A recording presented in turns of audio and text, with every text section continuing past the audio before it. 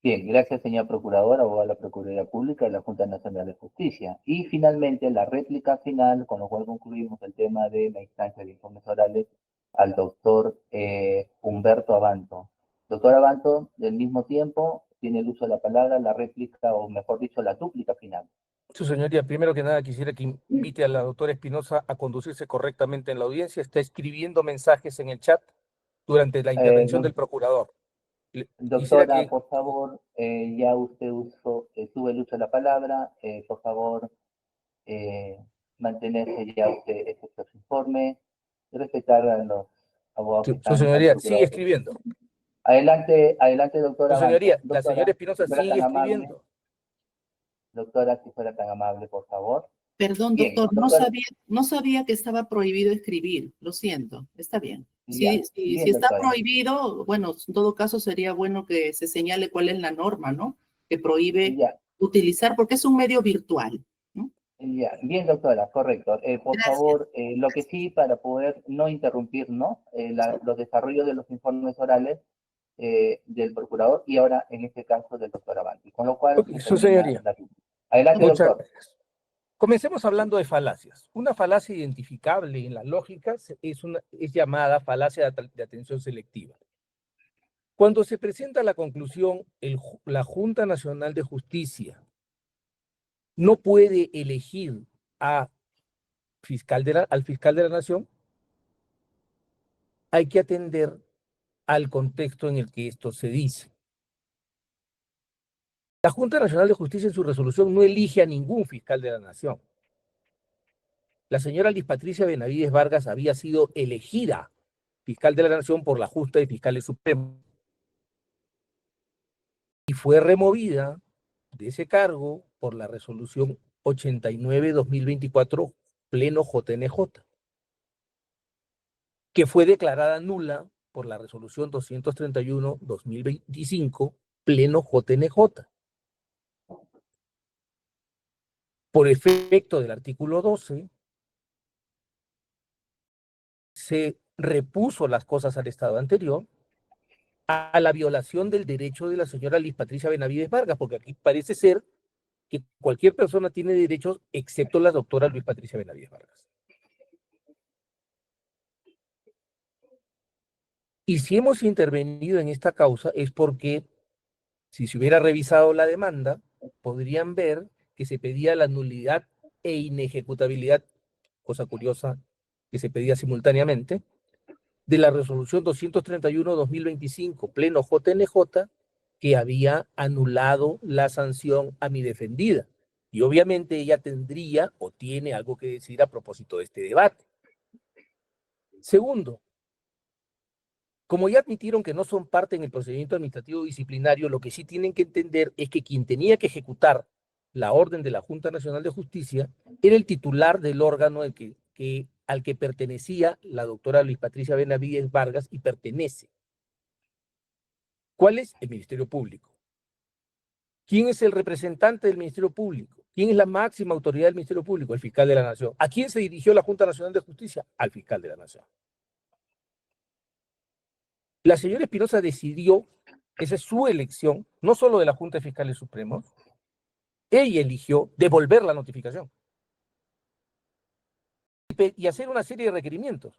El audio de la sesión, la lista de los presentes, el acta, etc. Esa fue su decisión como fiscal de la Nación. Pero además decidió incumplir los extremos referidos a la reincorporación de la doctora Benavides Vargas como fiscal supremo. Porque si ella creía que había una objeción que hacer a la reincorporación como fiscal de la Nación, no tenía objeción que hacer a la reincorporación como fiscal suprema y decidió, esa fue su elección, no cumplir. Pero no solo no cumplió con el extremo de la señora Liz Patricia Benavides Vargas, no cumplió con el extremo referido a la fiscal Azucena Solani, quien está también en la misma resolución. Azucena Inés Solari Escobedo, a quien también se le anuló la sanción. también eligió no cumplir. Esas han sido las elecciones que la doctora Espinosa tomó en este procedimiento. Es claro que la libertad de elección, y eso es una cosa que no se debe perder de vista, tiene un correlativo, que es la asunción de las consecuencias de los cursos de acción que libremente se adoptan. La señora Espinosa libre y voluntariamente decidió desacatar la orden de la Junta Nacional de Justicia. Eso la sometió a las consecuencias que la ley establece ante la desobediencia de un mandato. Su señoría, la señora no entiende que está en una audiencia judicial.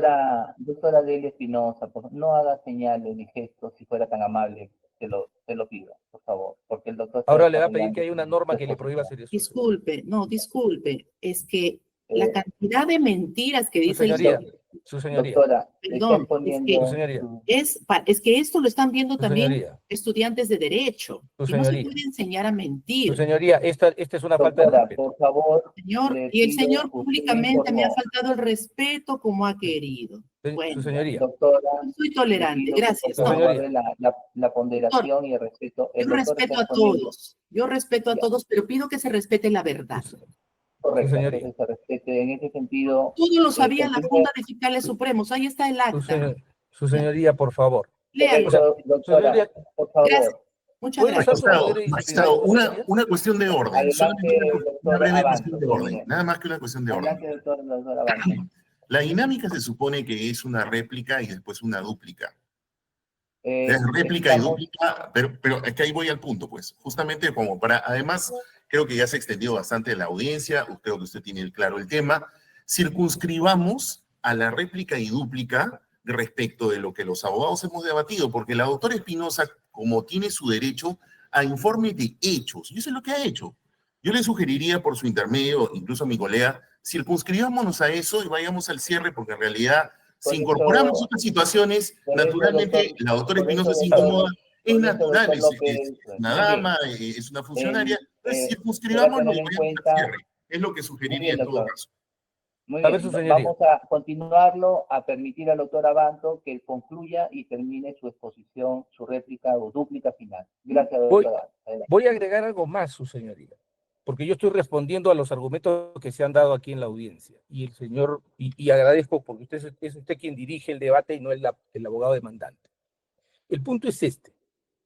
Se dice que yo señalo aquí con toda claridad, y puede usted revisarlo, que no solo se ha incumplido el mandato de reponer a la señora Luis Patricia Benavides Barra como fiscal de la Nación, sino como fiscal suprema, y la reposición de la fiscal Azucena Inés Solari. Por lo tanto, no es que solo los extremos del artículo 3º soporten, como dicen, las consecuencias que está afrontando la señora Espinosa, como dice su defensa. Es más amplio el problema. Pero además, su señoría, hay un problema aquí interesante que se tiene que revisar a partir de la doctrina del Tribunal Constitucional en el caso, en la sentencia, en el auto del expediente 898-2008, acción de amparo, en el que establece la diferencia entre competencias y derechos fundamentales.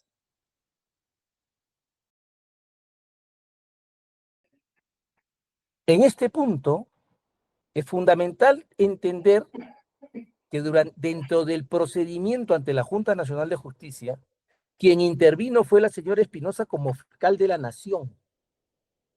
Y en ese aspecto corresponde destacar lo que el Tribunal Constitucional ha dicho en este sentido.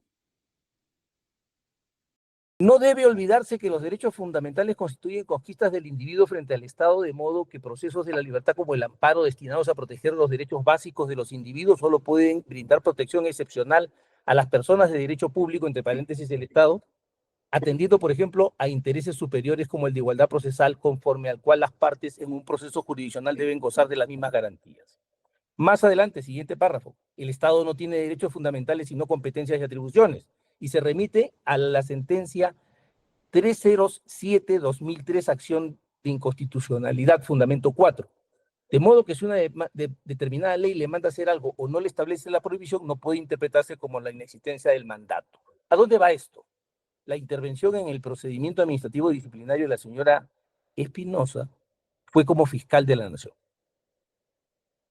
Ella, como individuo, no ha planteado ninguna articulación. Y entonces retornamos a la exigencia del agotamiento de las vías previas, que guarda relación, además, con el texto expreso del Código Procesal Constitucional, en el que las excepciones de agotamiento son una resolución que no sea la última en la vía administrativa, que es ejecutada antes de vencerse el plazo para que quede consentida, el agotamiento de la vía previa si la agresión pudiera convertirse en irreparable, la vía previa no se encuentra expresamente regulada o ha sido iniciada innecesariamente por el afectado, o no se resuelva la vía previa en los plazos fijados para su resolución.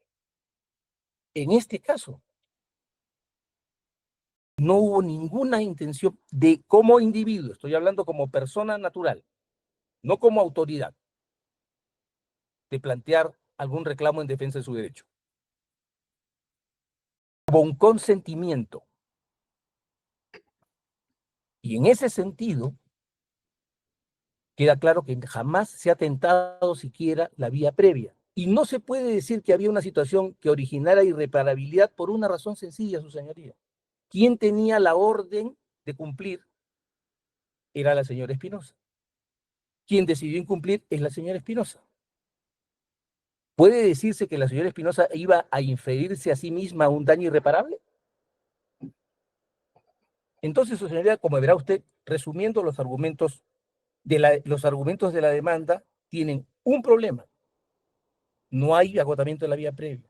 Segundo, se ha sustraído la materia. Tercero, jamás ha habido una infracción a la motivación. Cuarto, la Junta Nacional de Justicia no ha elegido a ningún fiscal de la Nación, reponía a la fiscal de la Nación que había elegido a la Junta de Fiscales Supremos. Y quinto, no hubo ningún reclamo de la señora Espinosa como persona natural ante la Junta Nacional de Justicia para reclamar el derecho que hoy trata de reivindicar ante usted. Todas estas razones hacen improcedente su demanda. Muchas gracias, su señoría. Muy bien, gracias a los señores abogados. Ha concluido, he estado atento a los informes orales emitidos por cada uno de los abogados, de la señora Delia Espinosa también, la doctora, y también del señor procurador público. Se va a tener en cuenta el mérito de los informes orales al momento de emitir la resolución y o sentencia final que ponga fin a este proceso. Asimismo, se pone en conocimiento de los señores abogados, de las partes procesales concurrentes, que el juez de la causa, mi persona, procederá a expedir la resolución final que corresponda o la sentencia respectiva en el plazo previsto en el Código Procesal Constitucional vigente. Con lo cual concluye la presente audiencia única de lo que da fe la asistente de juez que interviene.